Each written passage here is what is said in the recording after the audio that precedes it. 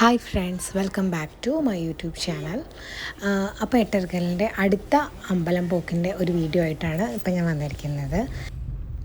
എൻ്റെ വീടിൻ്റെ അടുത്തുള്ള ചിറങ്കര മഹാവിഷ്ണു ക്ഷേത്രത്തിലോട്ടാണ് ഇന്ന് തൊഴാൻ പോകുന്നത്.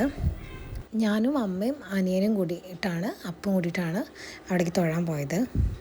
അവിടെ മഹാവിഷ്ണുവിന് ത്രിമധുരവും അതുപോലെ തന്നെ പുഷ്പാഞ്ജലി വഴിപാടൊക്കെയാണ് ചെയ്തത്. അപ്പോൾ നമ്മളവിടെ പ്രാർത്ഥിച്ചു. രാവിലെ ആദ്യം നമ്മൾ ആ അമ്പലത്തിലോട്ട് പോയി. അത് കഴിഞ്ഞ് അവിടുന്ന് വേറെ അടുത്തൊരു അമ്പലം കൂടി പ്ലാൻ ചെയ്തിട്ടുണ്ട്. ഈ അമ്പലക്കുളം വളരെ ഭംഗിയുള്ളൊരു കുളമാണ്. നിറയെ താമരയൊക്കെ വിരിഞ്ഞ് നിൽക്കുന്ന നല്ല ഭംഗിയുള്ളൊരു, നമുക്കവിടെ നിൽക്കുമ്പോൾ തന്നെ ഒരു പ്രത്യേക ഫീലൊക്കെ കിട്ടും. അപ്പോൾ ഞങ്ങളവിടെ തൊഴിലൊക്കെ കഴിഞ്ഞ് തിരിച്ചു പോവാണ്. അടുത്തത് ഗണപതി ക്ഷേത്രത്തിലോട്ടാണ് പോകുന്നത്. മുതുതലയുള്ള ശ്രീ മഹാഗണപതി ക്ഷേത്രം. അപ്പോൾ അവിടേക്ക് തൊഴാൻ വേണ്ടി പോവുകയാണ്. അപ്പോൾ അവിടെ നമ്മൾ മുട്ടിറക്കുന്നുണ്ടായിരുന്നു. ഗണപതിയുടെ പ്രധാനപ്പെട്ട വഴിപാട് മുട്ടിറക്കലാണല്ലോ. ഈ ഗർഭിണികളും മുട്ടിറക്കുന്നത് അവരുടെ ദോഷങ്ങളെല്ലാം തീരാനും വിഷമങ്ങളെല്ലാം മാറാനും ഒക്കെ മുട്ടിറക്കുന്നത് പ്രധാന വഴിപാടാണ് ഗർഭകാലത്ത്. അപ്പോൾ ഞങ്ങൾ എല്ലാ അമ്പലങ്ങളിൽ പോയപ്പോഴും മുട്ടിറത്തിരുന്നു. പക്ഷേ എല്ലാവരുടെ പേരിലും മുട്ടിറത്തിട്ടുണ്ടായിരുന്നു. എൻ്റെ പേരിൽ മാത്രമല്ല. കാരണം എട്ടേർക്കൽ ശരിക്കും നമ്മൾ 7-ാം മാസത്തിൽ ആ ചടങ്ങ് ചെയ്യുക. നമുക്ക് ആ സമയത്ത് നാട്ടിലില്ലാത്തതുകൊണ്ടാണ് നമ്മളതിന് മുന്നേ തന്നെ എല്ലാം ചെയ്യാമെന്ന് വിചാരിച്ചത്. ഗണപതിയാരത്തുനിന്ന് പിന്നെ ഞങ്ങളുടെ അടുത്തുള്ള കൊടിക്കുന്ന് ഭഗവതി ക്ഷേത്രത്തിൽ വന്നു. അവിടെ ഞാൻ എൻ്റെ പേരിൽ മാത്രമേ മുട്ടിറത്തുള്ളൂ.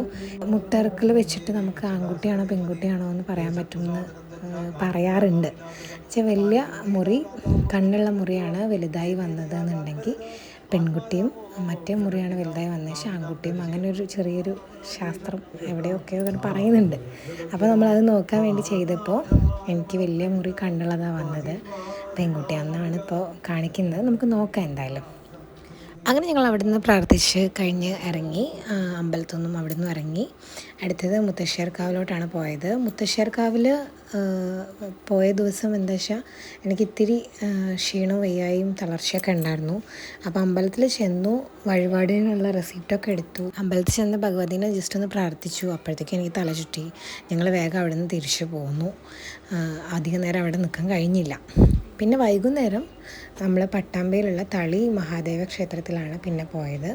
അപ്പോൾ അവിടെ പോയി, അവിടെയും വഴിപാടുകളൊക്കെ ചെയ്തു, പോയി ശിവനെ പ്രാർത്ഥിച്ചു. അപ്പോൾ ഇതാണ് ഈ ഒരു വീഡിയോയിലെ വിശേഷങ്ങൾ.